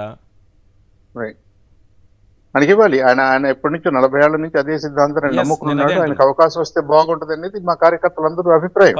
అలాగే పురంధేశ్వరి గారు కూడా సీనియర్ పొలిటీషియన్. ఆమె యుక్తిని, ఆమె లౌక్యాన్ని, ఆమె పాపులారిటీని వాడుకోవాల్సిన అవసరం కూడా పార్టీకి ఉంటుంది. ఇక్కడ ఏంటంటే మనం లిమిటెడ్ గా సీట్లు ఉన్నప్పుడు మనకి ఫలానా వాళ్ళకి వస్తే బాగుంటది అనేది ఒక అంశం అయితే, ఫలానా వాళ్ళకి ఎందుకు ఇచ్చామనే దానికి కూడా ఒక జస్టిఫికేషన్ ఉంటుంది, డెఫినెట్ గా ఉంటది. ఎవరిని నెగ్లెక్ట్ చేసినట్టు కాదు. తెలియదేం కాదు, చందు సాంబశివరావు గారు అమెరికాలో నాసాలో సైంటిస్ట్, మంచి మేధావి, బ్రహ్మాండమైనటువంటి ఒక ప్యాకేజ్ ఆదాయాన్ని ఈ సమాజానికి ఏదో సేవ చేయాలనేటువంటి లక్ష్యంతో వస్తే, చంద్రబాబు నాయుడు గారికి ఇలాంటి వాళ్ళు ఆయన దృష్టికి ఆనలేదు. అందుకని ఉపయోగించుకొని ఇది చేస్తే, సరే ఏదో పెద్ద మనుషుల పార్టీ కొద్దిగా జెంటిల్మెన్ ఇదిగా ఉంటుందని చెప్పి అనుకుంటే, ఇక్కడ కూడా వాళ్లే దాన్ని కబ్జా చేశారు. కబ్జా చేసిన పరిస్థితుల్లో బ్యాంకులకి టోకరా వేసిన వాళ్ళు, ప్రాజెక్టులతో ప్రజాధనాన్ని అడ్డగోలుగా లూటీ చేసిన వాళ్ళు, వాళ్ళకే తప్ప ఇలాంటి మేధావులకి ఎక్కడ ఉంటుందండి, ప్లేస్ ఎక్కడ ఉంటుంది? రైట్. ఒకసారి సరోజ గారితో మాట్లాడదాం. మీరు చెప్పండి సార్, మీరు చెప్పండి, సరోజ గారితో తర్వాత మాట్లాడతాం. చెప్పండి సార్. సార్ ఈశ్వర్ గారు, అందుకని ఐ థింక్ ఓవరాల్ గా మన ఆంధ్రప్రదేశ్ లో రిప్రజెంటేటివ్స్, ప్రజాప్రతినిధుల్ని ఎన్నుకునే ప్రక్రియ కొద్దిగా ఇబ్బందికరంగా తయారైంది. ఈ డబ్బులు, ధనవంతులు, వీళ్ళ ప్రమేయం ఎక్కువగా ఉంది. వాళ్ళకి ప్రజలకి పెద్దగా సంబంధాలు ఉండాల్సిన అవసరం లేదు అని పార్టీలు చూపించడం అనేది చాలా చాలా దురదృష్టకరమైనటువంటి అంశం. మా గుంటూరు జిల్లానే కాదు, అన్ని జిల్లాల్లో పరిస్థితి అలానే ఉంది, అన్ని పార్టీల్లో పరిస్థితి అలాగే ఉంది. ఇది ఐ థింక్ ఉమ్మడిగా అందరం కూడా పార్టీలకు అతీతంగా ఆలోచించి ఏమన్నా పెద్దలు విజయబాబు గారు అలాంటి మేధావులు మీ అందరి సహకారంతో దానికి ఒక ప్రాసెస్ ఇవాల్వ్ అవ్వాలేమో. కానీ ఇప్పుడైతే ప్రస్తుతానికి మన అందరం కూడా అదే రకమైన బురదలో కొట్టుకుంటూ నువ్వు ఎక్కువ నేను తక్కువ అని మాత్రం కంపేర్ చేసుకుంటున్నాం, which is really sad. Right. Saroja గారు, మీరు కొద్దిసేపటి క్రితం మాట్లాడుతూ, అంటే అంతకుముందు మన డిబేట్కి ముందు మీరు మీడియాతో మాట్లాడుతున్న సందర్భంలో జనసేన అభ్యర్థులను ఓడించడమే నా టార్గెట్ అని అన్నారు. ఏంటి, జనసేన అభ్యర్థులను ఓడించడం టార్గెట్గా పని చేయబోతున్నారా? అంటే పార్టీలో రెబల్గా ఉంటారా, లేకపోతే పూర్తిగా ఆ పార్టీని వదిలేసి బయటకు రాబోతున్నారా?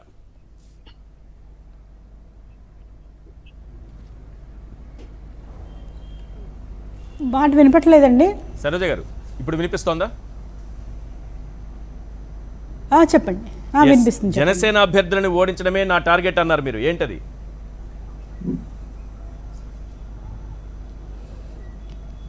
ఎప్పుడైతే జనసేన పార్టీలో ఒక సామాజిక న్యాయం లేదో, మహిళలకి ఒక గౌరవం లేదో, మరి బీసీ సామాజిక వర్గంలో ముఖ్యంగా సెట్టిబలిజలకి, ఎందుకంటే పవన్ కళ్యాణ్ గారు వారాహి యాత్రకు వచ్చి కత్తిపూడి నుంచి మొదలుపెట్టి భీమవరం వరకు మరి నా బీసీ సామాజిక వర్గంలో వాళ్ళందరికీ పెద్దన పాత్ర వహిస్తాము, కాపులం పెద్దన పాత్ర వహించి బీసీ సామాజిక వర్గంలోకి ముఖ్యంగా సెట్టిబలిజలకి పెద్దపీట వేస్తామని ఊదరగొట్టే స్పీచ్లన్నింటినీ కూడా ఇచ్చుకుంటూ వచ్చారు ఆయన. అటువంటి వ్యక్తి ఈరోజు సెట్టిబలిజలకి సరైన ప్రాధాన్యత ఇవ్వలేదు. ఇచ్చిన 2 సీట్లు, మొత్తం 18 సీట్లు అనౌన్స్ చేస్తే అందులో 2 సీట్లు బీసీ సామాజిక వర్గానికి ఉన్నాయి. కాకినాడ పార్లమెంట్లో ఉమ్మడి తూర్పుగోదావరి జిల్లాలో చూసుకుంటే 5 నియోజకవర్గాలు కేటాయించడం జరిగింది. ఈ 5 నియోజకవర్గంలో 3 కాపులకి ఇచ్చారు, ఇద్దరు ఎస్సీ నియోజకవర్గం సంబంధించి ఉంది, ఆల్రెడీ రిజర్వ్డ్ సీట్లు కాబట్టి. మరి ఇంత అన్యాయం జరుగుతున్న పార్టీలో మరి మహిళలకి పెద్దపీట వేస్తాను అని చెప్పి 1 సీట్ ఇచ్చిన నేపథ్యంలో మహిళలకి, అంటే ఎంత దురదృష్టకరం అంటే అండి, మహిళలకి కనీస పరిజ్ఞానం కూడా లేదు. జనసేన పార్టీలో ఉన్న మహిళలకి రాజకీయ పరిజ్ఞానం కొంచెం కూడా లేదు. ఎలాంటి క్వశ్చన్లు అంటే, కాంగ్రెస్లో మేయర్ చేసి వచ్చి ఇక్కడ మేయర్గా చెప్పుకుంటుంది ఏంటి ఈవిడి అని క్వశ్చన్లు అడిగినటువంటి వీర మహిళలు ఉన్న పార్టీ జనసేన పార్టీ. కనీసం నాదెండ్ల మనోహర్ అనే వ్యక్తి ఈ మహిళల్ని కూర్చోబెట్టి మనం ఎలక్షన్కి ఎలాగ వెళ్తాము, ఎలక్షనీరింగ్ ఎలా ఉంటుంది అనే దిశానిర్దేశం కూడా చేయలేని పరిస్థితుల్లో ఈరోజు ఉంది. అంటే మహిళలు చాలా చిన్న చూపు చూసే పరిస్థితులు. అటువంటి బయటకు వచ్చి నాదెండ్ల మనోహర్ అనే వ్యక్తిని ముందు పెట్టి పవన్ కళ్యాణ్ ఏమీ తెలియనట్టు నటిస్తున్నారా ఏంటి? అన్నిటికీ నాదెండ్ల మనోహర్ ముందు కనిపిస్తున్నారు. ఇవేవి పవన్ కళ్యాణ్కి తెలియవా? తెలియకుండానే జరుగుతున్నాయి అనుకోవాలా? ఈ కార్యక్రమాలు చేస్తున్న వాటిలన్నింటిలో కర్త కర్మ క్రియ నాదెండ్ల మనోహర్ గారే మాకు కనిపిస్తున్నారండి. పవన్ కళ్యాణ్ గారి దగ్గరికి మమ్మల్ని నెలనివ్వరు. ఆ చుట్టూ ఉన్న కోటరీ అలా కాపు కాస్తా ఉంటది. అటువంటి సందర్భాల్లో గ్రౌండ్ లెవెల్లో జరుగుతున్న ఇష్యూస్ ఆయన దగ్గరికి వెళ్తున్నాయా లేదా అని అనుమానం ఉంది. ఒకవేళ ఆయనకి తెలిసి కూడా సినిమా యాక్టింగ్ చేసినట్లయితే అది వాళ్ళ విజ్ఞతకి వాళ్ళ పార్టీ నాశనానికి దారితీస్తుంది తప్ప ఇక్కడ మేం పోగొట్టుకునేది అయితే ఏం లేదు. నాకు 5 సంవత్సరాల కాలం నాకు పోయింది. 5 సంవత్సరాల కాలం కష్టపడ్డాను. క్లోజ్ గా అసోసియేట్ అయి పనిచేశారు వారు. ఆయన అంటున్నారు కదా అన్ని పవన్ కళ్యాణ్కి తెలిసే జరుగుతుంది. మీరు అన్నారు కదా సినిమా యాక్టింగ్ అని, కొంత మీకు అది ఇప్పటికి కొంచెం అర్థమైనట్టుగా కనిపిస్తోంది నాకు. అవునండి, అవును. నేను అదే చెప్తున్నానండి. ఇప్పుడు వాళ్ళ ఆయన దృష్టికి వెళ్తుందా లేదా అని అనుమానం ఉండేది మాకు. ఆయన దృష్టికి వెళ్తుందా లేదా అని అనుమానంతోనే మేము దూరంగా ఉండేవాళ్ళం. చెప్పడానికి ప్రయత్నించినా కూడా వెళ్ళే పరిస్థితులు మాకు లేవు. మాకు ఈ ప్రెసిడెన్షియల్ సెక్రటేరియట్ అని ఉన్నదానికి మేము ప్రతిసారి నోట్లు పంపిస్తూ ఉండేవాళ్ళము. వాళ్ళ దగ్గర సరైన సమాధానం కూడా ఉండేది కాదు. అక్కడ ఉన్న పవన్ కళ్యాణ్ గారి వెనకాల ఉన్న సెక్యూరిటీ కూడా చాలా నీచంగాను హీనంగాను మమ్మల్ని బయటికి పంపించిన సందర్భాలు కూడా చాలా ఉన్నాయి. కాబట్టి ఆయన దృష్టిలో లేవని ఇన్నాళ్ళు మేము అనుకున్నాము. ఇప్పటికీ ఎందుకు ఆ సెక్యూరిటీ నాకు అర్థం కావట్లేదు. ఈ సెక్యూరిటీ ఏంటి ఆ పార్టీలో? మీరు మీలాంటి వాళ్ళు కూడా పవన్ కళ్యాణ్ కలవలేకపోతే పార్టీని ఏమి నడుపుతారు సెక్యూరిటీని పెట్టుకొని? వెనకాల సెక్యూరిటీ ఒక అతను ఉంటాడండి. నేను నా భర్తతోనే వెళ్తాను. నేను ఎక్కడికి వెళ్ళినా నా భర్తతోనే వెళ్తాను మీటింగ్లకి. ఎవరు అంటే మీకు ఇండివిజువాలిటీ లేదా అన్న మాటకి నాకు రక్షణ, నాకు సపోర్ట్ మా ఆయన. నేను ఎప్పుడు కూడా నేను వెళ్తాను, మీటింగ్ చూసుకుంటాను, నేను వచ్చేస్తాను. అంతేగాని మీటింగ్లు ఎక్కడో ఉన్నాయని చెప్పేసి ఆ రోజు అక్కడ ఉండిపోవడాలు, నేను ఎక్కడికి వెళ్ళా నా ఫ్యామిలీ నాతో పాటు ఉంటుంది. అటువంటి సందర్భాల్లో నన్ను బయటికి పంపించడానికి ప్రయత్నం చేసిన దానిలో భాగంగా నేను అక్కడ ఉండిపోతే ఏమీ చేయలేక నా భర్తని బయటికి పంపించే ప్రయత్నాలు చేస్తారు. ఎందుకు అలా చేస్తున్నారు? ప్రతి ఒక్క జంట్ సంబంధించినటువంటి ప్రతి ఒక్క నాయకుడు వాళ్ళ పిఎల్ తీసుకుని లోపలికి వస్తున్నారు కదా. నేను నా భర్తను ఎందుకు తీసుకుని రాకూడదని ప్రశ్నించినందుకు ఆ సెక్యూరిటీ వచ్చి బయటికి వచ్చి అందరూ మొగుడు బళ్ళలు వచ్చి కూర్చుంటారా లోపలికి అని హీనంగా మాట్లాడాడు.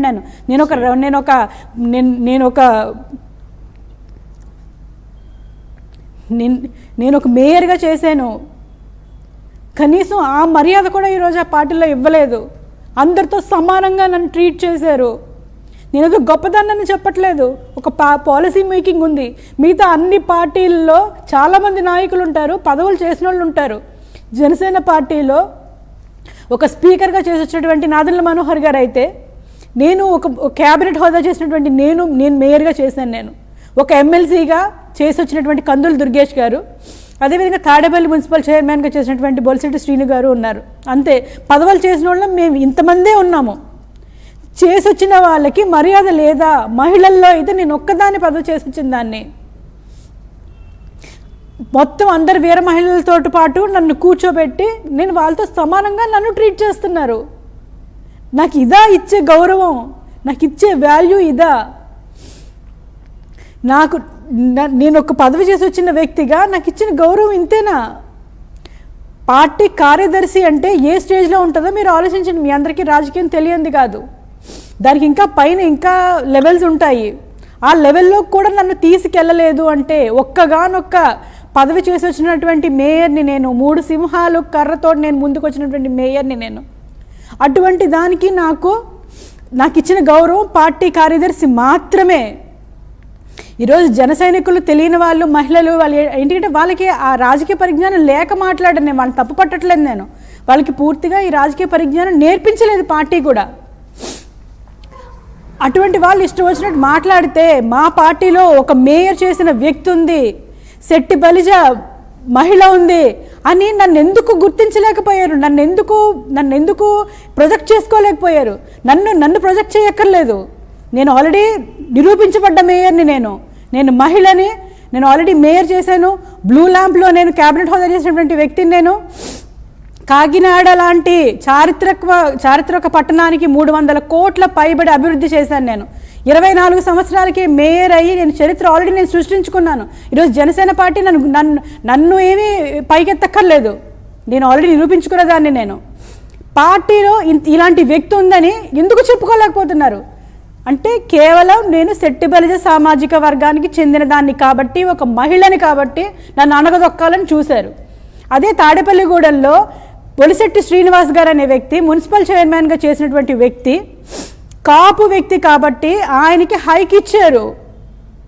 ఒక మీటింగ్లో చెప్పుకోవడానికి చాలా దురదృష్టకరమైన విషయం ఏంటంటే, ఒక మీటింగ్లో నన్ను ఎంటర్ అవ్వడానికి లేకుండా బౌన్సర్స్ అడ్డుపడితే ఈ తాడేపల్లిగూడెంకి సంబంధించినటువంటి బొలిశెట్టి శ్రీనివాస్ గారు పంపించండి అయ్యా, మహిళలు ఎందుకు ఇబ్బంది పెడతారు అంటే నన్ను పంపించిన సందర్భాలు ఉన్నాయి. ఇంతకన్నా అవమానం ఏ మహిళ కన్నా జరుగుతుందా?